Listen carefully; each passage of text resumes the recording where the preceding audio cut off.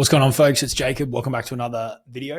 In this one, I want to talk to you about how do you create content that actually converts people into customers and clients who will invest 4 to 5 figures in your knowledge, expertise, coaching, consulting, mentorship, whatever your offer may be. Okay. In this one, I want to introduce you to, or reintroduce you to, if you've been around a little while, what I call my ETM content framework. This is a content framework that I've been refining over the years, selling over $7 million in information-based products, courses, coaching, higher-end consulting, and it really comes down to these 3 buckets, okay? You want your content to achieve these 3 things in substance and in strategy in terms of how you actually deploy it, okay? So we're going to talk about both of those things. Most people do one of these. Some people do 2, very few do 3. And the people that ultimately sync up all 3 are the ones that make the lion's share of the money. Okay. So let's walk through each of these buckets and then talk about the types of content to create in order to achieve the relevant depth in that bucket. Okay.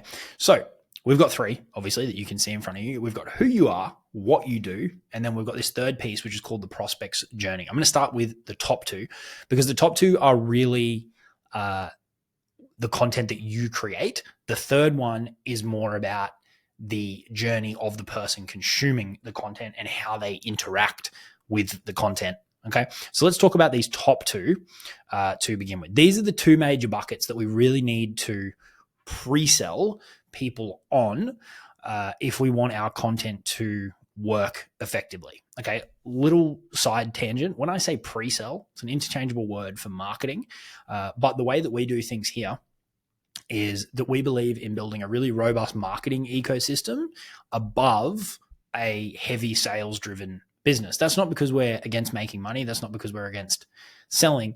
It's just that a marketing ecosystem taps into higher forms of leverage in terms of media, code, automation systems, these types of things, whereas sales typically leans on lower forms of leverage in terms of you needing more people or to put your own energy into it if you're selling one-to-one, be that in the DMs or be that on phone calls. We aim to significantly reduce the load on our sales system, a really, really effective and robust marketing ecosystem. And that's where this model comes into it. And you ultimately want this to flow into your organic content. It's also really relevant from a paid marketing perspective. Okay. So let's talk about these 2 buckets. You've got who you are and what you do. All right. Now, not to go out of order, but I want to start on the right-hand side. I want to start with the what you do, because this is what most people are pretty decent at. This bucket is pretty easy. This is the process that you take your clients through. This is your intellectual property. These are your frameworks, your experience, your results, your talents, your skills. Okay. This is essentially where you take someone from point A to point B through your container, your program, your advice. Okay. Most people are pretty good at this because it's pretty easy to tell that story and to sell that story. You really just talk about, like, here's what I've done.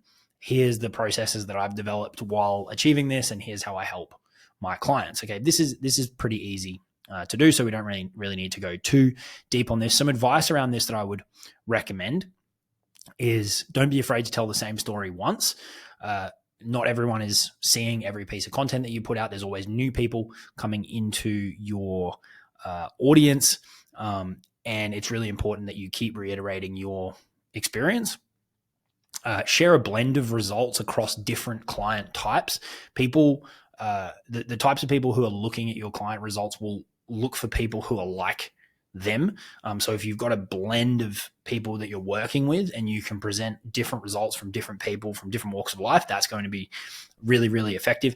And then one little extra point too is find ways to take knowledge and experience that might be second nature to you and convert it into a framework or a graphic or a model like I'm doing right now to make it easier for people to see, understand, for you to explain, for you to help them implement. Okay. That's going to make the what you do piece pretty effective. It's really not that hard. We're just really trying to demonstrate our relevance and our expertise to show people that we can help them solve their problems and goals. Okay.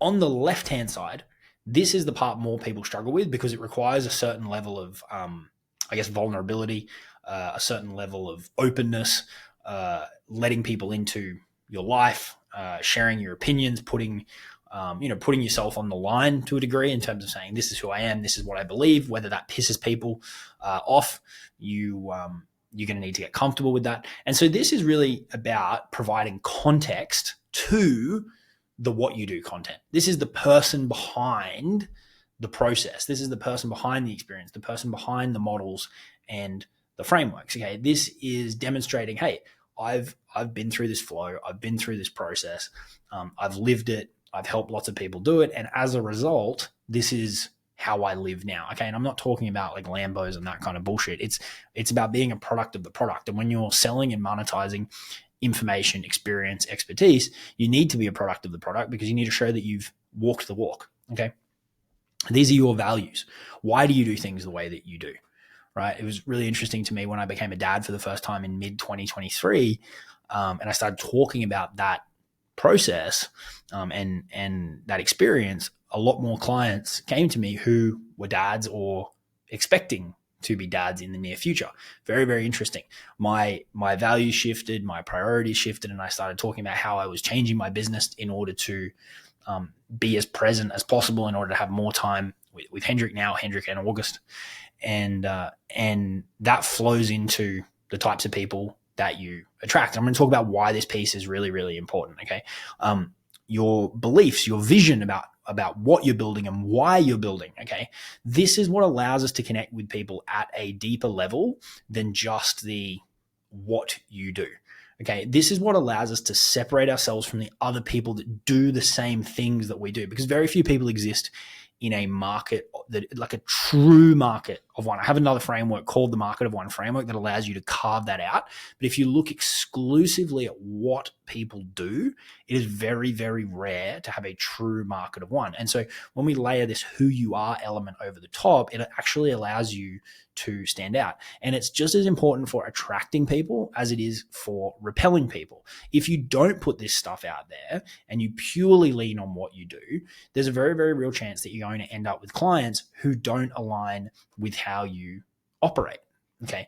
So very, very, very important. All right. Now, what I also want to talk about when it comes to these two buckets of content is why it's important that you don't just have one. And this also goes for the who you are section, right? If you only share this kind of stuff, people will vibe with you. You'll probably get some clients from the super fans, but a lot of people are just going to go, well, I don't really know what you do. And so this part is going to be missing. The flip side is if you just lean on the what you do, in addition to all the reasons that I've just articulated, people will connect with you, people will buy from you, but they may struggle to connect with you. Okay. They might go, I get what you do and I see how you can help me, but I just don't really know who you are. The trust level is only going to get to a certain point.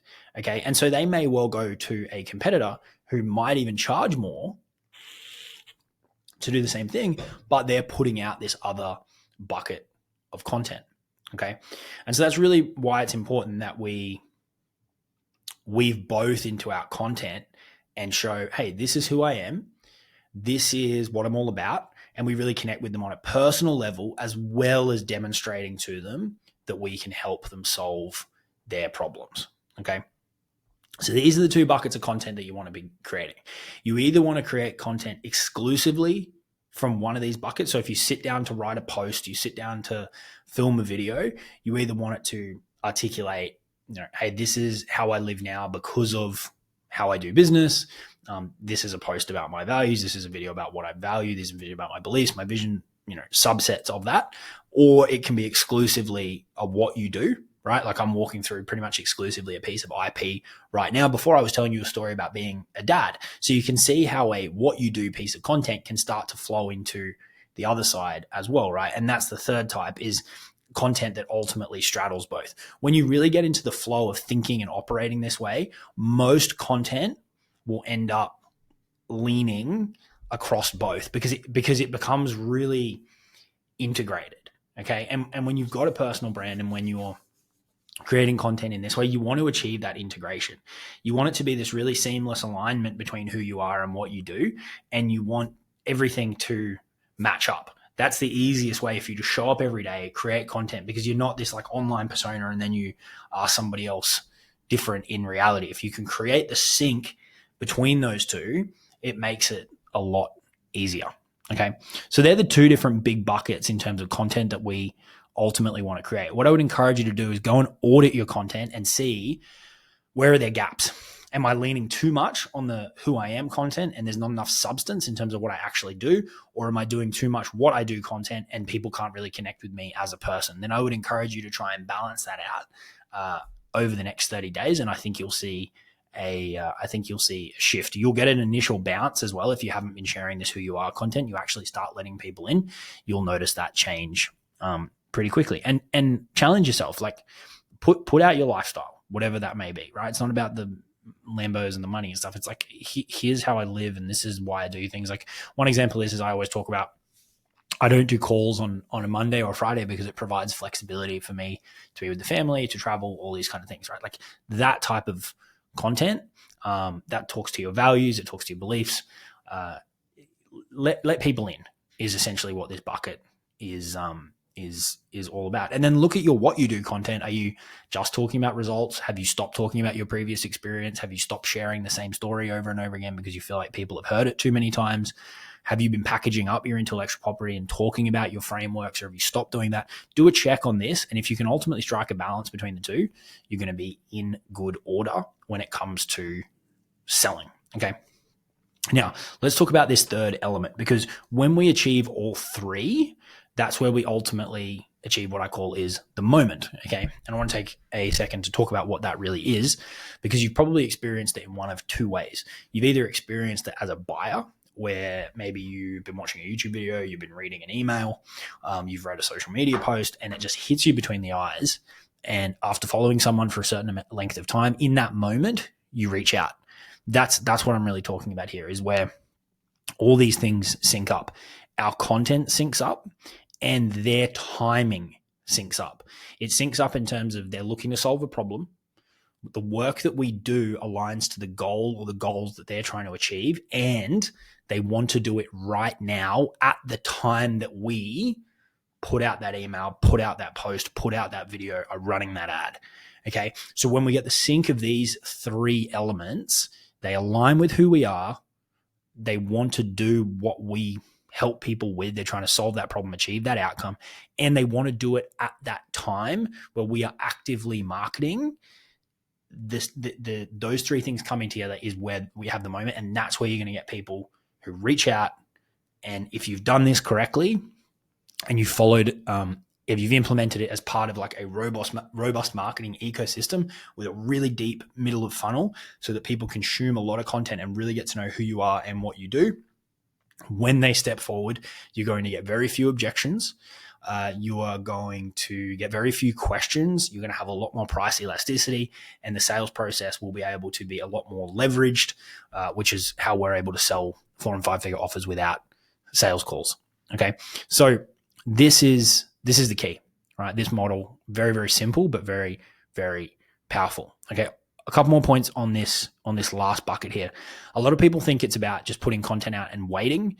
It's really not about that. You should be aiming to continue to improve, continue to make your ecosystem more and more robust, continuing to improve your offer, continuing to streamline your processes, doing internal work on becoming a better leader, becoming a better front man or front woman for your personal brand, becoming more and more clear on exactly who you are and why you're doing things, and refining off the back of that, right? I've just done a big update to my lifestyle business operating system, which you'll see a video on my channel around. And a big part of that is, as a result of becoming a dad, again, I reflected on the whole business and made a number of big changes structurally to how I run things, right? And being prepared to go, hey, I'm changing how I do things. This is why I'm doing things this way. I know I've said things in the past, and being prepared. People appreciate that transparency, that vulnerability, that freshness, that real time approach. Okay. So this is your model. It's called Engineer the Moment. That's what we're trying to achieve. You've got a big pool of people out there who know who you are. We just got to get these three things to line up all at the right time, and then boom, that's how you're going to generate hot, ready to go inbound leads, and you can close them very, very simply. Okay. Appreciate you hanging out with me in this video. I'll put some links and stuff below that you can check out if you want to work together on building out an ecosystem that achieves this so you can get clients without calls. Check out the Lifestyle Business Academy. That's where we work together on installing my lifestyle business operating system. Other than that, keep watching the videos, keep following along, and I'll talk to you all soon. Cheers.